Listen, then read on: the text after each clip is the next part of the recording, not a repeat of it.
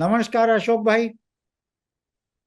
नमस्कार नमस्कार नमस्कार सुनील जी और आपके तमाम दर्शक। आपने पिछले दो एपिसोड में हमको इतनी जानकारियां दी, इतना अच्छा सब कुछ बताया, और हम लोग उस दिन रात हो रही थी, उसको पूरा नहीं कर पाए थे। तो आज हम लोग आपकी बाकी बातों को सुनने के लिए यहाँ फिर बड़ी बेसब्री से बैठे हुए हैं। जी जी तो जी मैं ये चाहता हूँ अशोक भाई कि आज का ये एपिसोड हम छत्तीसगढ़ से शुरू करें। जी छत्तीसगढ़ के आपके नाटक के दिनों के तजुर्बे, हबीब तनवीर जी साहब के साथ आपका जो भी तजुर्बा था वो, और जी यहाँ के जी छत्तीसगढ़ी नाटक, यहाँ के जी छत्तीसगढ़ की फिल्में, छत्तीसगढ़ी संगीत, इन फिल्मों के जी साथ आपका जो वास्ता रहा हो, इस बारे में। तो मैं ये जी जी चाहूंगा कि अभी हम जिस बात पे चर्चा हमने न की हो, ऐसा वहाँ के आपके उस वक्त के नाटक के जो दिन थे, किस्सा कुर्सी का, जी जी जी उसके बाद का छत्तीसगढ़ का आपका क्या तजुर्बा रहा? केवल छत्तीसगढ़ पे हम केंद्रित कर रहे हैं। जी जी जी। देखिए छत्तीसगढ़ में जो नाट्य संस्कार मुझे छत्तीसगढ़ से ही मिले। जी अ, हम लोग ने कभी महसूस नहीं किया था कि जो हम राउत नाचा देखते हैं हमारे घर के सामने, जी राउत नाचने आते हैं जो, जी। वो कोई बड़ी कला है। उसको हम हाँ कला के रूप में नहीं देखते थे, उसको एक हाँ परंपरा के रूप में देखते थे हम। हाँ हाँ। एक आर्ट फॉर्म के रूप में देखने का नजरिया नहीं था हमारा। हम्म। ऐसे बहुत सारे त्योहार, जितने भी त्योहार छत्तीसगढ़ के सारे त्योहार बड़े खूबसूरती से मनाते हैं लोग, जी महिलाएं, बड़े अच्छे से त्योहार मनाए जाते हैं। जी तो वो सब का हम लोग पार्ट रहते थे पारिवारिक रूप से। लेकिन वो सब हमारे दिल दिमाग में बसता जाता था धीरे धीरे करके। और जब हबीब तनवीर साहब के संपर्क में मैं आया, जी। सौभाग्यवश, मेरी हम्म, किस्मत थी अच्छी, जी। तो मुझे समझ में आया कि ये जो परंपराएं हैं, इसको कला का रूप भी दिया जा सकता है, हम्म जो हबीब साहब दे रहे हैं। हम्म। तो ये बात मुझे बड़ी अच्छी लगी। वो बड़ा अच्छा इस्तेमाल करते थे छत्तीसगढ़ी तीज त्योहारों को, नृत्य कलाओं को, म्यूजिक जी को, पेड़ी डांस, ये जी सब बड़ा अच्छा इस्तेमाल किया है उन्होंने अपने। जी। तो फिर मैंने सोचा कि इसको छत्तीसगढ़ के संदर्भ में इन चीजों को मैं भी शामिल किया करूंगा, जैसे हबीब साहब करते थे। हम्म तो हबीब साहब से मेरी जो मुलाकात थी, हम्म। वो बहुत डरावनी थी एक तरह से देखा जाए तो। अच्छा। कि एक वर्कशॉप लगा रायपुर में, हम्म। जो हमारे बड़े भाई साहब डॉक्टर राजेंद्र मिश्र थे, उन्होंने वो आयोजन किया था यूटीडी में, हाँ। University teaching department. जी। तो उन्होंने हबीब साहब का एक वर्कशॉप आयोजित किया था हम लोगों के लिए, हाँ लड़के लड़कियों। हाँ तो हम लोग वो अटेंड करने गए। अब हबीब साहब एक प्ले का रिहर्सल कर रहे थे अपने, हम्म उनके कलाकारों के साथ। हम्म। तो वो रिहर्सल में चालू होता था वर्कशॉप, और वो उनके साथ रिहर्सल करने लगते थे। हम लोग से कहते थे तुम लोग बैठ के देखो। हम्म और वो 6-7 दिन का वर्कशॉप था। हम्म उसमें 3 दिन तक वो अपना वही करते रहे, हम्म अपना प्ले डायरेक्ट करते रहे, हमारा कोई काम ही नहीं। हम्म। तो लड़के लड़कियों ने मुझसे कहा, मैं थोड़ा लीडर टाइप का था, यार तू बात करना कि ये तो हम लोग से कुछ करा ही नहीं रहे हैं, तो हमको हाँ, दिखाते रहते हैं बैठा के। हमको दर्शक बनाने की ट्रेनिंग दे रहे हैं शायद। हाँ, दर्शक बनाने की ट्रेनिंग दे रहे हैं, कर क्या रहे हैं ये? तो मैंने कहा ठीक है, मैं बात करता हूँ। मैंने बात किया, हम्म अगर सर ये क्या आप कर रहे हैं, आप अपना नाटक की रिहर्सल कर रहे हैं, हम लोगों से तो कुछ कराते नहीं हैं आप। हम्म और ये हमारे किस काम का है जो आप करा रहे हैं? हम तो चाहते हैं कुछ मॉडर्न ड्रामा पे बातचीत हो, आधे अधूरे, और ये सब करें। ऐसा मैंने जब बोला तो वो गुस्से से लाल पीले हो गए। हाँ। और उन्होंने कहा कि जाहिल इंसान, बेवकूफ आदमी, अहमक, गंवार, निकल जाओ बाहर, गेट आउट। और मेरी बड़ी बेइज्जती हो गई सबके सामने। के कलाकार, सब बड़े बड़े कलाकार, माला बाई थी, तीजन बाई, ऐसे सब हाँ सब लोग, सब हाँ लोग थे। और मेरे अपने दोस्त यार। तो मैं लगभग रुआंसा सा होके निकल गया। और बाहर जाके मैं पेड़ के नीचे बैठ गया है। हम्म। तो टी ब्रेक वगैरह हुआ। हाँ तो सब लड़के लड़कियां बाहर आए। उन लोगों ने कहा कि क्या करना है यार, ये वर्कशॉप कंटिन्यू करना है कि बंद कर दें? हम्म। हम लोग भी छोड़ देते हैं। हम्म। तो हबीब साहब खिड़की से देख रहे थे कि इन लोग कुछ अच्छा। मशविरा कर रहे हैं। हाँ। तो बाहर आया, उन्होंने इशारे से मुझे बुलाया। हाँ। मैं गया उनके पास। तो उन्होंने कहा, देखो, तुम इस नाट्य कला के बारे में कुछ भी नहीं जानते, हाँ। तुम लोग को इसका एबीसीडी भी नहीं मालूम, हाँ। और ये जो मैं तुमको दिखा रहा हूँ, हाँ। यही वर्कशॉप है। हाँ। मैं चाहता हूँ तुम इन महान कलाकार हैं दुनिया के, ये गांव के लोग छत्तीसगढ़ के हैं जरूर, पर ये दुनिया के महान कलाकार को अभिनय करते हुए देख रहे हो तुम। इससे जितना सीख जाओगे तुम, वही बहुत होगा तुम्हारे लिए। पर मैं तुम लोग के साथ भी कराऊंगा, फिक्र मत करो, वो मेरी जिम्मेदारी। पर मैं चाहता हूँ कि तुम लोग थोड़ा वार्म अप हो जाओ इस सब देख के, समझो जरा। और तुम आज से मेरे बगल में बैठा करो। तो मैंने कहा, ठीक है सर। अब वो अपने बगल में मेरे को बैठालने लग गए, हम्म। और मुझे बताने लग गया कि देखो ब्लॉकिंग क्या होती है, एक पात्र को इधर से इधर ले जाओ तो कैसे पेंटिंग बदल जाती है। देखो, अब वो इधर से इधर मैं उसको कर दूंगा तो कैसे वो दूसरा दृश्य बन जाता है। और वो आपकी कलाकार, आप कितने बढ़िया हैं, वो आपकी दृश्य पे कितनी पकड़ है, इस पे डिपेंड करता है कोई भी नाटक। तो दृश्य सुंदर बनने चाहिए। तो वो मुझे ब्लॉकिंग बताया उन्होंने। फिर मुझे उन्होंने कलर के बारे में बताया कि देखो, अभी एक बंदा लाल रंग का गमछा लेके आएगा माहौल में, तो वो गमछा देखो कैसे अभिनय करने लगे। ऐसी कई सारी चीजें वो मुझे बताने लग गए। तो मुझे बड़ा उससे ज्ञान प्राप्त हुआ, और मैं उनका शिष्य बन गया। उसके बाद वो मुझे बहुत लाइक करते थे, जब तक हमारा संबंध रहा वो मुझे बहुत लाइक करते थे। और फिर वो अपना रायपुर जब भी आते थे तो कहते थे, अशोक, ये रिहर्सल की जगह नहीं मिल रही है यार, तो तुम लोग अरेंज करो ना। तो मैं था और मेरा दोस्त आनंद चौबे था। हाँ। वो थोड़ा, आप जानते होंगे, बड़ा अच्छा व्यक्तित्व था, हंसमुख हाँ। इंसान था, और हाँ। कला साहित्य का बड़ा प्रेमी था। हाँ। तो वो और हम दोनों, तो उसने थोड़ा, वो जुगाड़ू आदमी था आनंद, तो हाँ। किसी स्कूल में अरेंज कर दिया उनका रिहर्सल, कुछ हम्म। कर दिया। और वो वहां अपने नाटकों की रिहर्सल करने लगे। तो फिर अचानक लाइट चली गई, बारिश होने लग गई, लाइट चली गई। तो उन्होंने सब लालटेन लालटेन जला लिया अपना, और लालटेन में रिहर्सल करते रहे। बाहर बारिश हो रही है। तो मुझे बड़ा, ये दुनिया बड़ी मेरे लिए अनोखी बन गई। बिल्कुल। बहुत ही सुंदर मेरे दिमाग पे असर पड़ा उसका। हाँ। और हबीब साहब से मेरे अच्छे संबंध बनते थे। फिर जैसे मैं एनएसडी चला गया, मैं हाँ। नेशनल स्कूल ऑफ ड्रामा गया भी, तो शायद उसके पीछे हबीब साहब का आशीर्वाद ही रहा होगा। हाँ। उनके साथ ये सब गाली खाई थी जो मैंने, हाँ। उनके साथ ये सब जो किया था मैंने, जो गुजरा हाँ। था उनके साथ, तो वो वही काम आया होगा। ये मैं मानता हूँ, वही उनके उनका आशीष। उनके किसी प्ले में भी आपने काम किया था? उनके प्ले में मैंने काम नहीं किया था हम्म। कि कोई अभिनय मैंने उनके साथ किया हो ऐसा, क्योंकि मेरा अभिनय में इंटरेस्ट भी नहीं था। अच्छा। मेरा निर्देशन में इंटरेस्ट था अच्छा। शुरू से। हम्म। मैंने ज्यादातर थिएटर में प्ले डायरेक्ट ही किए हैं, हाँ। अभिनय बहुत कम किया है मैंने। तो मेरा उसमें इंटरेस्ट भी नहीं था, जो वो समझ गए। वो हाँ। भी डायरेक्टर ही थे। हाँ। वो तो अपने नाटकों में चरणदास चोर वगैरह में छोटा मोटा रोल कर लेते थे। हाँ। तो वो एक्टिंग में मेरा उनके साथ कोई वो नहीं था करने हाँ। का, कि हाँ। कभी किया हो। इवन हाँ। उन्होंने भगवत एज्जुकियम किया फिर उस वर्कशॉप में हमारे साथ, हाँ। जो 3 दिन बचा था हमारे लिए। तो हाँ। वो भगवत एज्जुकियम किया उन्होंने। हाँ।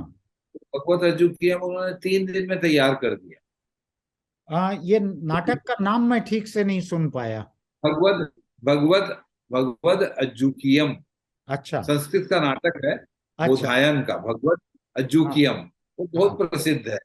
हाँ। उसको मतलब रायपुर में भी कई बार हो चुका है। जी। प्रसिद्ध नाटक है भगवत अच्युत, भिक्षुक जी। और गणिका। हाँ। इसकी कहानी है, बड़ा बढ़िया हास्य नाटक है। तो अच्छा। वो उन्होंने 3 दिन में हमारे साथ तैयार किया, लास्ट के वर्कशॉप। हाँ। तो वो 3 दिन कैसे होते थे कि सवेरे हम लोग आते थे, चाय वाय पीते थे वहां, वहीं चाय खाना पीना सब अरेंजमेंट वहीं था यूटीडी में। हाँ। चाय वाय पिए और रिहर्सल चालू। फिर उसके बाद उन्होंने 10 साढ़े 10 बजे एक और ब्रेक लिया। हम्म। फिर कुछ चाय वाय पिए। फिर हम्म। लंच ब्रेक किया। हम्म। रिहर्सल चलती थी। लंच ब्रेक के बाद फिर चालू रिहर्सल। हम्म। तो फिर वो टी ब्रेक किया। उसके बाद फिर चालू रिहर्सल। तो हम्म। रात को डिनर का ब्रेक किया। फिर डिनर के बाद फिर चालू किया। तो कब खत्म होगा मालूम नहीं। 2 भी बज जाते थे, 3 भी बज जाते थे। और फिर सवेरे 8 बजे पहुंचना ही पहुंचना। सख्त अनुशासन।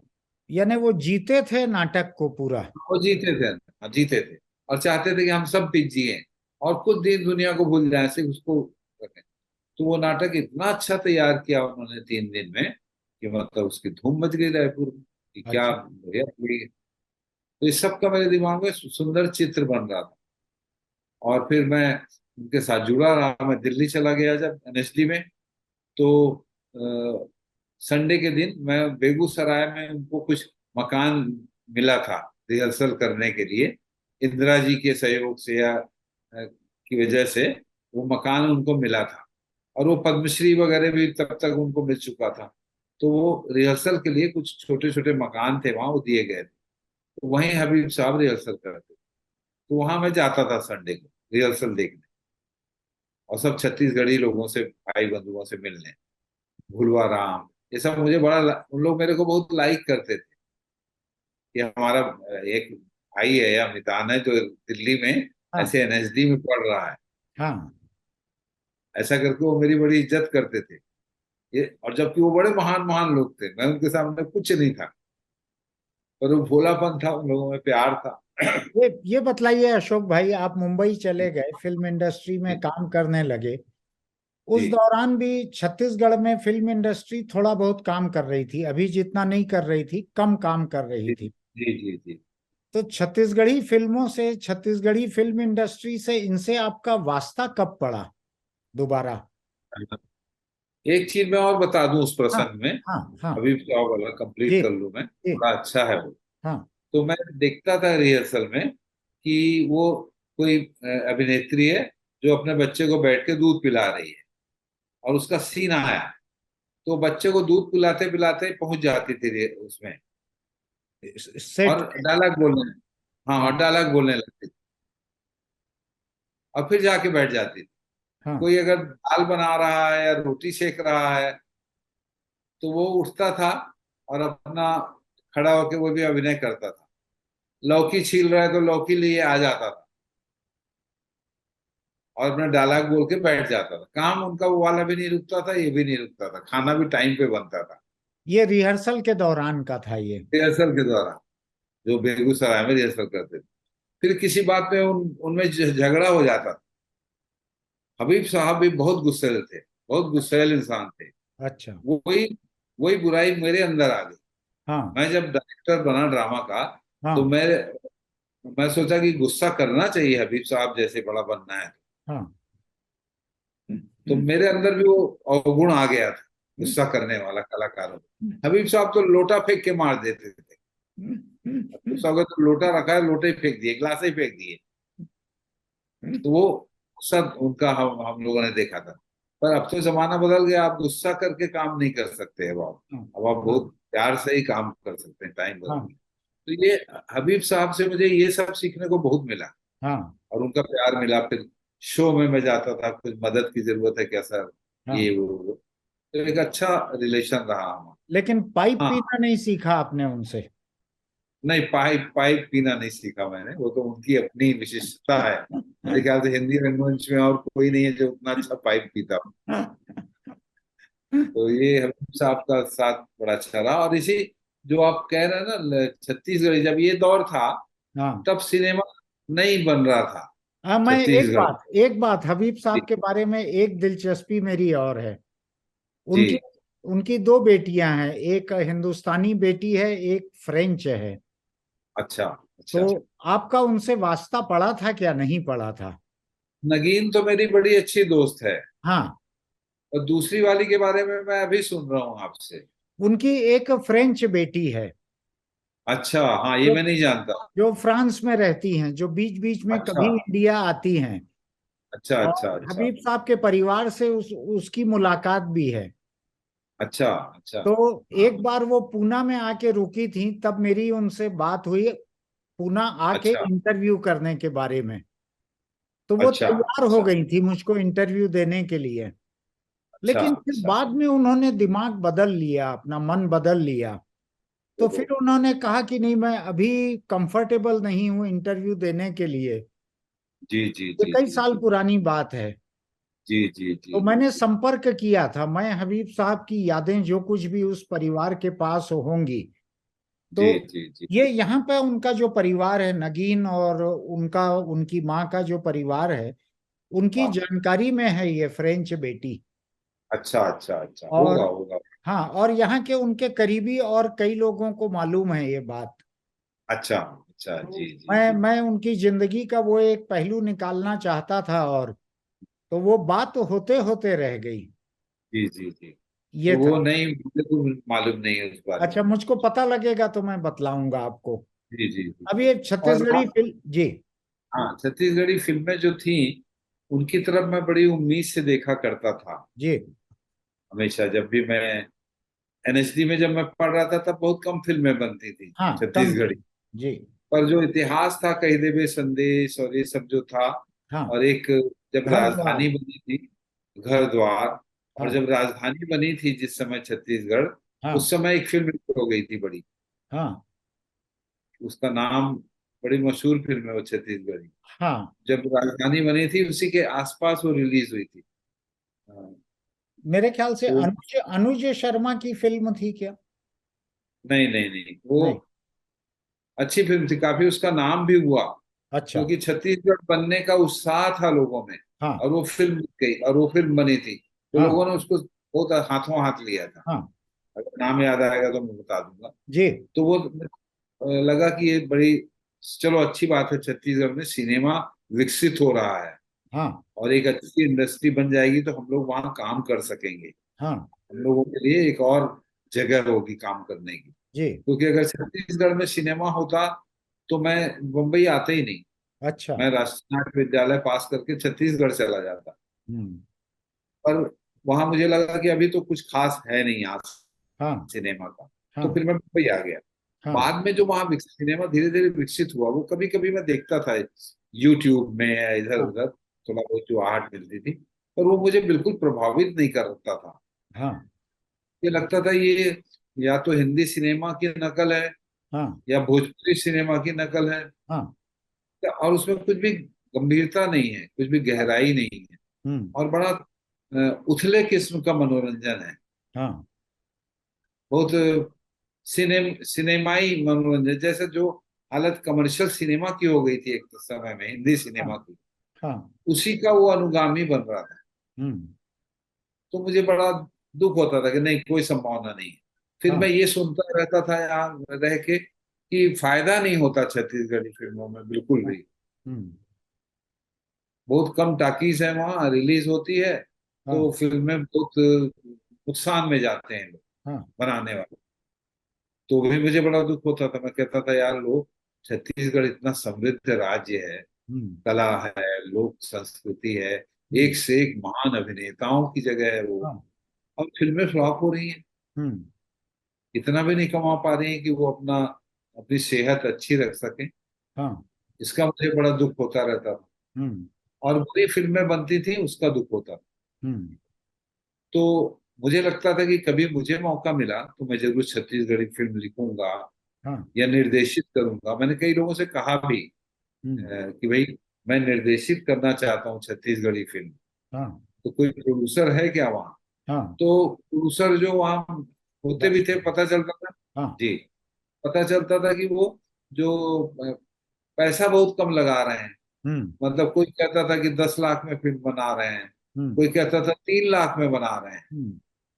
तो मैं कहता था यार, इतने में तो फिल्म बन नहीं सकती है, तो हाँ। बड़ा ही, मतलब कैसे फिल्म बनेगी? यानी हाँ। अच्छा काम नहीं हो सकता। हाँ। तो धीरे धीरे मेरा लगा कि मैं निराश हो गया छत्तीसगढ़ी सिनेमा से। तभी मुझे मेरे एक मित्र हैं योगेश चौबे, हाँ। और अशोक चंद्राकर थे, उनका निधन हो गया। हाँ तो वो आए और उन्होंने कहा कि हमारे पास अमृता प्रीतम की एक कहानी है, हाँ जिसको आप हमारे लिए छत्तीसगढ़ी में स्क्रीन प्ले डायलॉग कर दीजिए। हाँ। बम्बई आए वो। तो हम्म मैंने कहा "हाँ, मैं खुशी खुशी करूंगा"। हम्म। तो मैंने उनका, गांजे की कली नाम है उस फिल्म का, हाँ। उस कहानी का, अमृता प्रीतम जी की। हम्म। और बड़ी खूबसूरत कहानी, जो अमृता प्रीतम छत्तीसगढ़ आके अपने किसी रिश्तेदार के यहाँ ठहरी थी, हाँ। और तभी वो कहानी लिखी थी। अच्छा। तो उसमें कुछ डायलॉग उन्होंने छत्तीसगढ़ी में भी लिखे थे। हम्म तो उसका मैंने रूपांतरण किया सिनेमा में, पटकथा उसकी मैंने तैयार की, हम्म संवाद लिखे। हम्म रिसर्च करने गया मैं पहले छत्तीसगढ़, गांव में घूमा मैंने। हम्म। औरतों की समस्या है, वो औरतों की समस्या पे फिल्म है। हाँ। तो सब मैंने पूछताछ किया, जानकारी ली, कई डायलॉग अच्छे मिले, हम्म और मैंने वो लिखा सोच समझ के। हम्म फिर उसमें मैंने गाना भी लिखा, एक हम्म। छत्तीसगढ़ी गाना। अच्छा। रायपुर के गोल बाजार में धक्का मुक्की हो गए रे। अच्छा, इसकी धुन याद हाँ, है क्या आपको?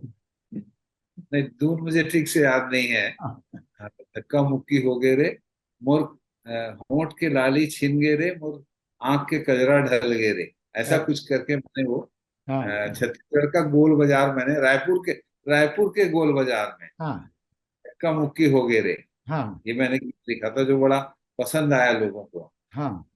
से मैं छत्तीसगढ़ी सिनेमा से जुड़ा, हम्म। और वो बड़ी अच्छी फिल्म बनी।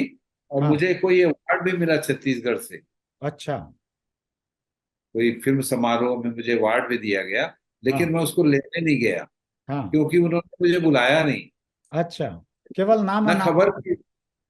हाँ, केवल नाम की घोषणा हो गई। हाँ बस। तो मैं गया भी नहीं वहां, लेने भी नहीं गया। तो इस तरह से छत्तीसगढ़ में मेरा लिखना लगा मैं। फिर मनोज वर्मा बना रहे थे भूलन द मेज, हाँ तो उन्होंने मुझे मास्टर का एक रोल दे दिया, हाँ। जो काफी बड़ा रोल है पूरी फिल्म में। अच्छा। मुझे करने में इतना अच्छा लगा, इतना आनंद आया वो, और बहुत अच्छी फिल्म भी बनाया मनोज वर्मा ने। हम्म। और संजीव बख्शी जी का उपन्यास बड़ा अच्छा है, संन्यास था। बहुत ही अच्छा उपन्यास है, जिसको उन्होंने सिनेमा का रूप दिया। तो वो मुझे छत्तीसगढ़ में मुझे बड़ा अच्छा लगा एक्टिंग करना। और हम्म। मेरे अभिनय की तारीफ भी हुई वहां छत्तीसगढ़ हाँ। में, तो बड़ी खुशी हुई।